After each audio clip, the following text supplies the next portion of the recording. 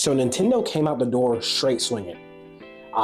Literally, first direct last week was like an appetizer to this, and honestly, not a good appetizer. Like there was nothing last week that like left me like going, ooh, like maybe I'm not excited about the Switch 2. But after this direct, like I am completely all in, except for a couple things. But I will talk about that later on in this video. But this is also unscripted, kind of like my first Yap video that I did, but like low key. I don't want to like have to script everything. I want to be passionate. I kind of want to just talk about the things that I care about. So I'm just going to be going off the dome. So I hope you enjoy that. First and foremost, specs that we got going on. So I think they said they doubled the screen size. So we're getting an LCD screen. A little strange that we're not getting an OLED screen, especially because there's like an OLED model of like the last Switch. And of course, this is probably like another cash grab to say, hey, you don't want the LCD screen? Here is an OLED model that costs $100 extra. Here you go. They bumped the storage size from 32 from the previous launch to 256, which low-key 256 is still too small. I don't know why we're still doing 256 gigabytes anything, especially when you have games that are like 100 gigs now, like easy. It's like literally like 2-3 games tops that you can have downloaded or installed onto your Switch system. So I think that's a little lame. Bigger like the little SR and SL buttons, those are bigger. So we have a little bit of when you detach them in the original Switch, it was like a little awkward playing with them. So now that like the controller's bigger and also like the triggers on the back are bigger, I think that is a great upgrade, and they're also metal. So I also feel like that'll give it like a little bit more of a premium feel to the system.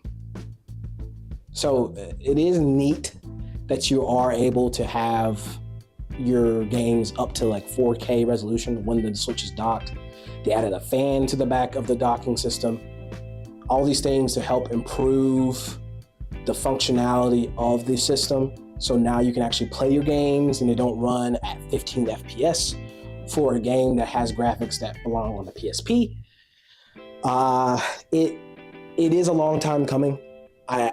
Hopefully Game Freak will get their crap together and we won't have to play Pokemon games that run like crap. The little snippet they showed for the Pokemon Legends ZA game did look good. It did look like it ran smooth, which is honestly a nice addition to the series because how many games have we had on the Switch? Let's see. Sword and Shield, Scarlet, Legends, Let's Go. We'll have Legends ZA. I mean, like 5 or 6 games that came out in Pokemon Snap. 5 or 6 games that came out and that they just run like crap.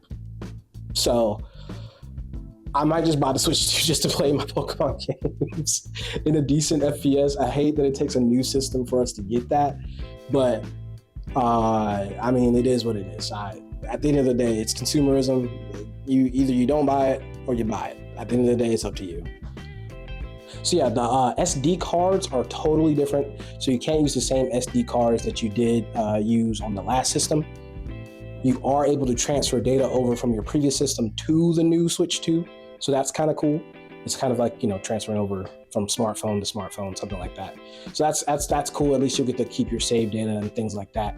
They also brought back Game Share from like the previous, like low-key Game Share was like a DS era thing where it's like, oh, you want to play Mario Kart with your friends, but your friends don't have Mario Kart.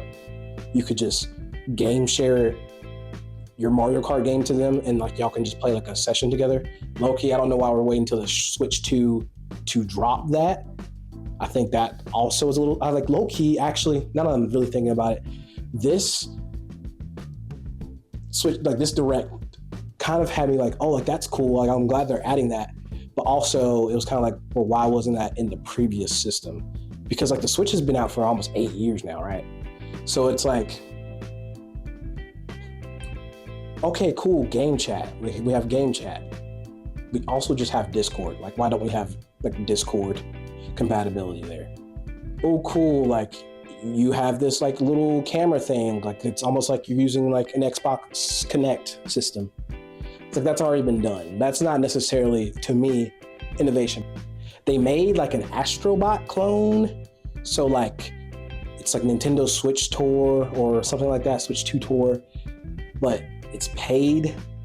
So like, it's that's kind of strange. Also, that's another strange, like, honestly, like a cash grab again, where it's like, okay, hey, you want to know like all the ins and out of this system? Here, pay us. I don't actually know the price of the game. I didn't research that before making this, but I'm sure like hopefully it's not more than like $10, because honestly, it shouldn't honestly be more than $5, because if you're paying $10 for a Switch Astrobot clone that's probably not even as good as Astrobot, yeah, you're probably just wasting money at that point, and we need to have a different talk then. But there is some cool games that do come with it, and I like the wheelchair basketball game. I probably won't buy it, but it does look cool, and I do think it's cool that they're using like the mouse function more. They're innovating more with the mouse function to kind of implement it into more of their games. So like the new Metroid Prime 4 game, you can use the mouse to aim around with Samus and stuff. So I think that's actually pretty awesome. So they do a good job of upgrading like this older technology and implementing it into their new games.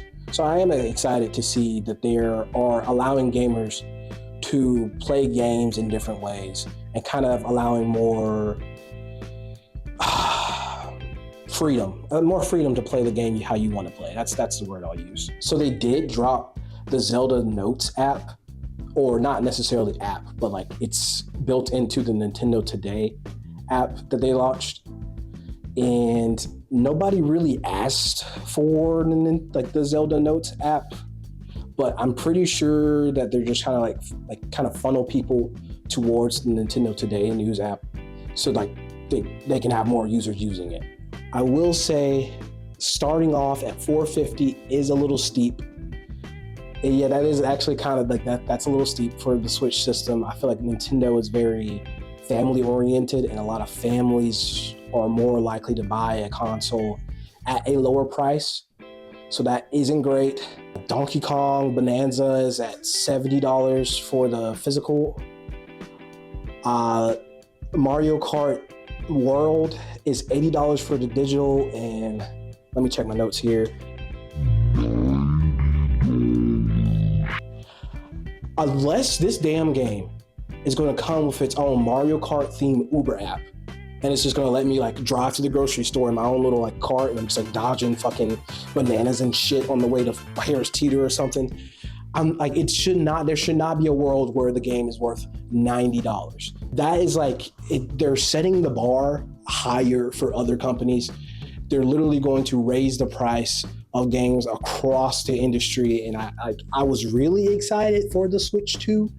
Like, I was really happy. I was like, oh wow, after this direct, like Nintendo's really killing it right now. And then the prices came out, and I was honestly shocked, because like, I don't like how is Mario Kart World, how is Mario Kart worth $90?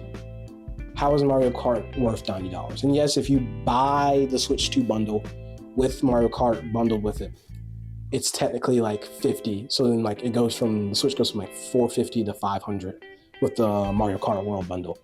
That's still insane that I have to buy it with the console to get it at a reasonable price. That makes 0 sense.